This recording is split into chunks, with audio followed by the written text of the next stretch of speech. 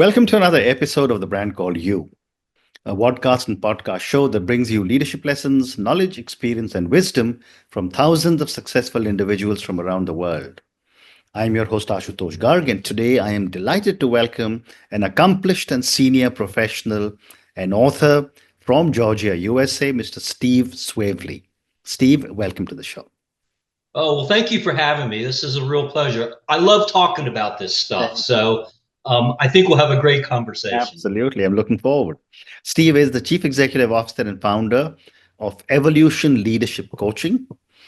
He's an author, and all of you know I'm very partial to authors.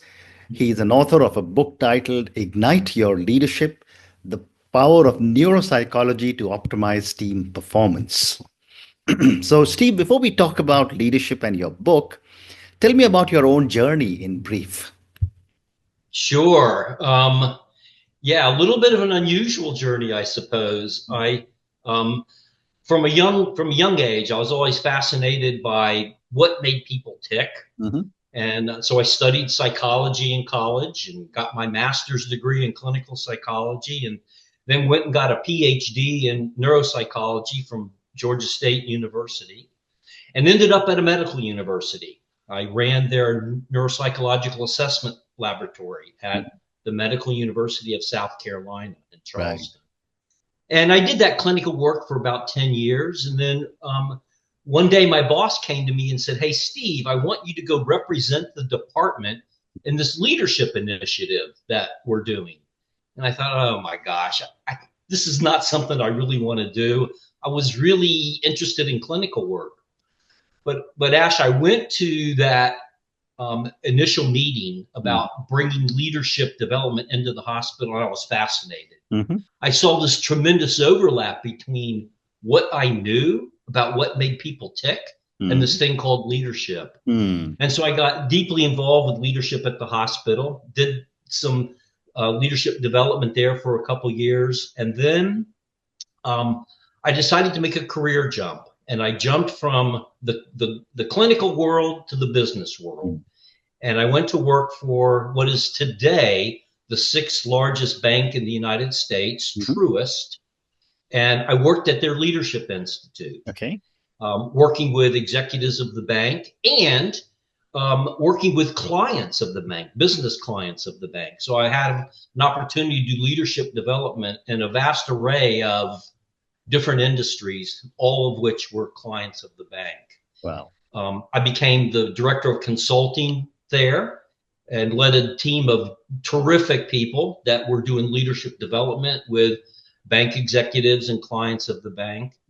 And then coming up on 3 years now ago, I retired, did something I've always wanted to do, which was write a book. And I run my own practice now doing leadership development. Amazing. And we're going to talk about your book, but what an amazing journey. And you seem to have enjoyed every moment of that journey, even though you switched so many times. Well, I do love it. I think the core of what I have done has always been centered around this concept of neuropsychology. Well said. So how has your background in neuropsychology influenced your approach to leadership coaching? Well, it's the foundation of what I do. Everything that I do it's based in the concept of neuropsychology. And, I like to use the analogy of a computer. When people, say, what exactly is neuropsychology and how does it apply to leadership? Well, think about a computer. There's the computer itself, the motherboard, the silicone chips, the wiring, and then there's the software that goes into the computer. And you got to have both of those, the computer and the software. Yeah.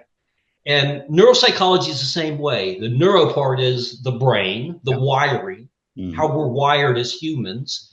And then the psychology piece is the mind piece, how we're programmed. And those two things, when we have an understanding of how we're wired and how we're programmed, it helps us understand how we lead and how to lead other people most effectively. Right. Well said. So let's now talk about your book, Ignite Your Leadership, The Power of Neuropsychology to Optimize Team Performance. And before I ask you a question, I'm going to ask all our viewers and listeners to go and check out Mr. Steve Swavely's book, and I'm going to do the same. Uh, just before I started talking about your book, you were explaining to me the concept of neuropsychology and how it applies to leadership. Uh, Based on your own experience, for my viewers and listeners, could you give me an example of how this has actually worked in with one of your maybe clients, and no names, of course? Yeah, sure. Well, I think one of my favorite, and by the way, the book is filled with examples of Yeah. clients that I work with. Mm, Of course, disguised so that no one is revealed as to who correct. they actually were. Correct. But one of my favorite stories is one of the stories that I start out the book with, which I was asked to work with a CFO of a very large Fortune 500 company. Hmm.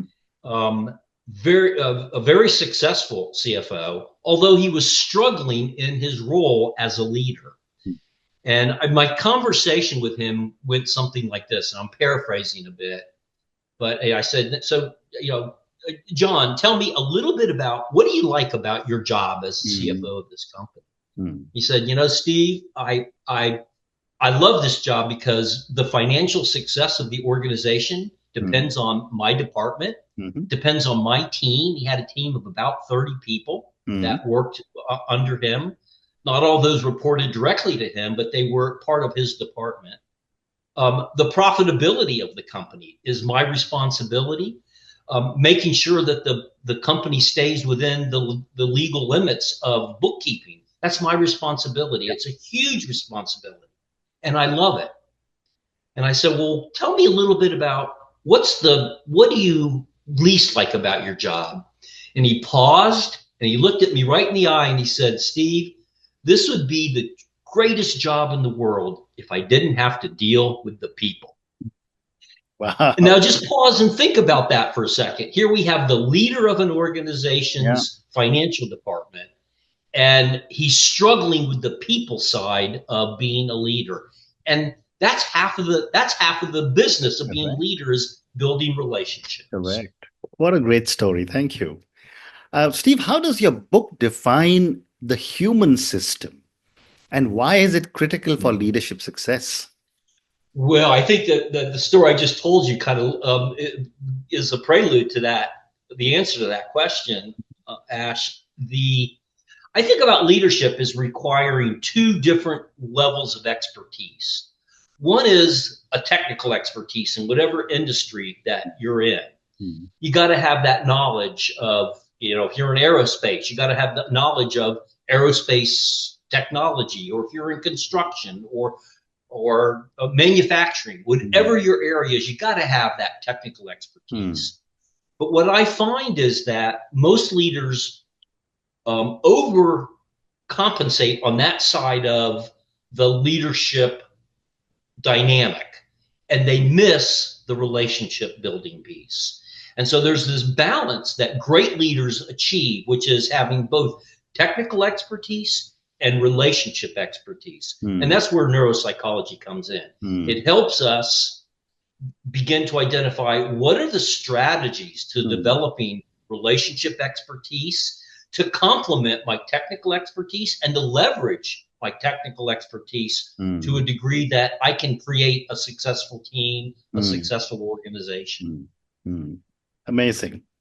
You just told me about the story about the CFO and his wishing that, you know, people weren't such a big issue. My question is that, you do talk about the importance of leaders focusing on technical skills. How can they begin to shift their focus towards mastering the human system? Well, I think there's a couple pieces to Mm, that to answer that question. Number one, you've got to first understand yourself. Self-awareness is the foundation of everything that I do with my clients. mm, And I'm not talking about kind of superficial self-awareness, which is, about, what are my leadership strengths and what are my leadership potential blind spots, although that's a part of it. I'm talking about a deeper self-awareness about how did you become the person that you are today? And how did that personality get formed? And how do you bring that personality into your leadership? And that is the deep dive into understanding why the human system is so important, to begin to understand a little bit about how we became that person. So that's the first step. The second step is understanding that not everybody is wired and programmed the way you are. Correct. And being able to navigate the differences in personality in your team and within your team is critical to being a great leader. Well said. And what role does self-awareness play in effective leadership? And how does neuropsychology enhance this? Yeah, well, as I said, that awareness, that self-awareness is kind of the base of everything that that I do with leaders. Yep. I think being able to understand how you are when things are going well, when there's low stress levels, and how you are, what motivates you when things are not going well is what great leaders are able to do. They're able to manage their emotions and manage their thinking processes under stress much better than the mediocre or the average leader. It's about not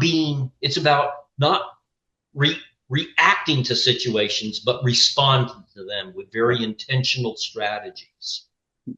Interesting. And based on all the work that you do with so many individuals and organizations, what are some common behavioral patterns that leaders tend to overlook? And how can some of these be addressed? Yeah, common behavioral patterns. Well, if I understand the question, it's about where do leaders mess up, right? Yes. And the answer is typically they mess up in those stressful situations when they become reactionary, and their brain puts them onto an autopilot defensive mode, and all of the work that they do when things are going well to create an image of who they want to be as a leader. Everyone has this idea about how I need to be as a leader. I need to be smart, I need to be strong, and I need to be responsible, and all these ways that I want to be viewed. They go out the door, and we begin to do things in that reactionary mode that doesn't make us look so smart, that doesn't make us look responsible, just because they come from an emotional place in our brain. And when those emotional reactions are the things that get in the way of leadership, even if they only occur, Ash, on a very infrequent basis. All it takes is one situation where you've lost your cool, if you will, and you've gone into a rampage that creates a total breakdown of how people view you and respect you as a leader. And so learning to manage that emotional side of yourself, not stuff it, but manage it so that it doesn't leak out in ways that sabotage your efforts to be a successful leader. That's critical. Well said. And what, in your view, are some of the common misconceptions about using psychology or neuropsychology in leadership? Well, I think probably the most common misperception is that it's a magic wand. That absolutely. You know what, if I understand the neuroscience and the psychology behind people, I'll be able to influence them in any way that I want. And of course, people are much more complex than that. And so I find that the real value of neuropsychology is giving particularly technical leaders that have a very strong background in technology, the science behind the relationship piece, and takes the woo-woo out of building relationships and puts a really hard science of neuroscience and neuropsychology behind building those relationships, and gives leaders the opportunity to tap into that science, not in a way that's like a magic wand, but just in a way that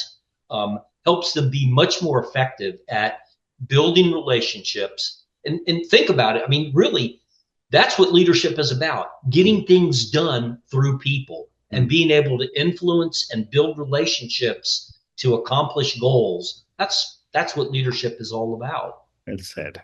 Great response. You also outline a blueprint for building human system expertise in your book. Can you walk us through some of the key steps that you have written about? Yeah, sure.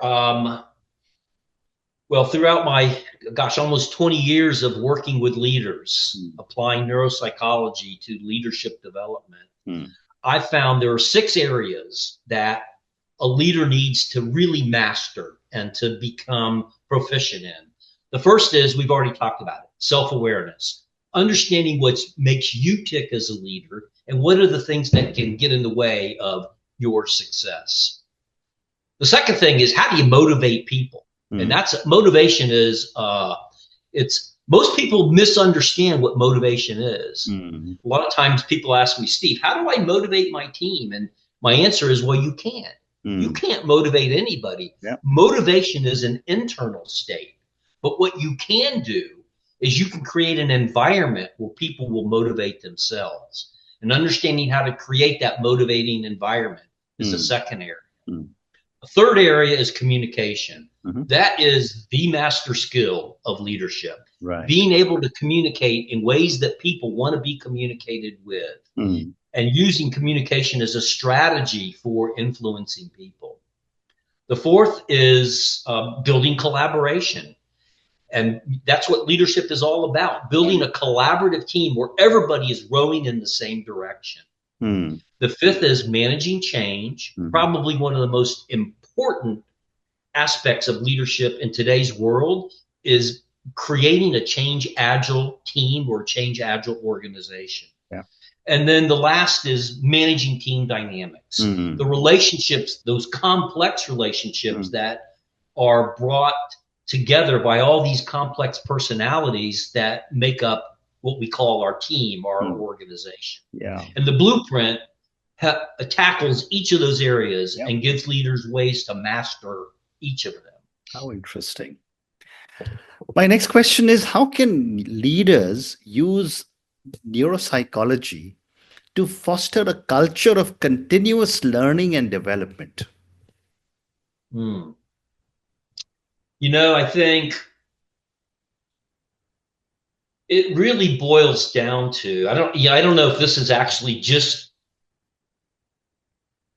a neuropsychological approach, but I would say that leaders need to model what they want their team to be doing. And if you as a leader are not continually growing and expanding your own self-awareness and being curious about how you can be better, stepping outside your own comfort zone, your team is not going to do it either. But if your team sees you stepping outside your comfort zone, making yourself vulnerable, admitting when you don't have all the answers, and saying, hey, we need to work together as a team to create a solution to this problem, then you're going to create a team that does the same thing. Well said. And another related question is, how can some of the insights from a neurological assessment help leaders build resilience and adaptability?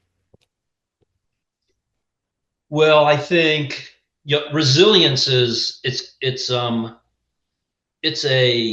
core need for everybody in the work world today. Every one of my clients they're running as fast as they can. They're under tremendous stress, and the goals that we met last year have been upped for what we're going to need to do next year. And it's a constant building of stress. And so understanding a little bit about what goes on in the brain and how we manage stress, I think is a critical piece that neuropsychology can help with. People think about stress as happening out there in the world, that it's something that happens to me.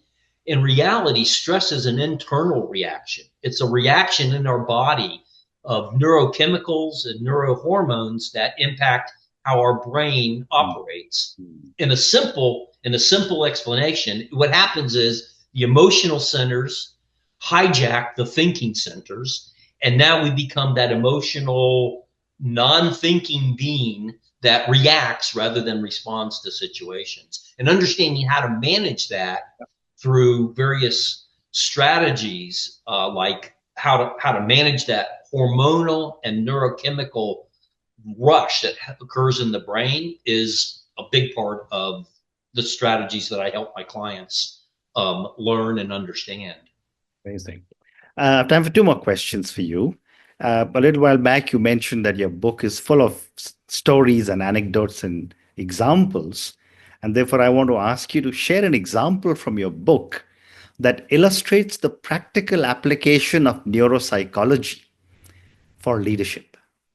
Oh, well, I will say one of the things I try to do is make everything that I talk about practical.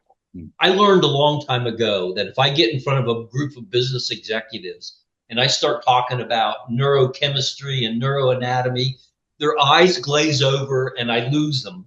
So what I've learned is be very applied in my approach. And I try to do that with everything that I do with my clients.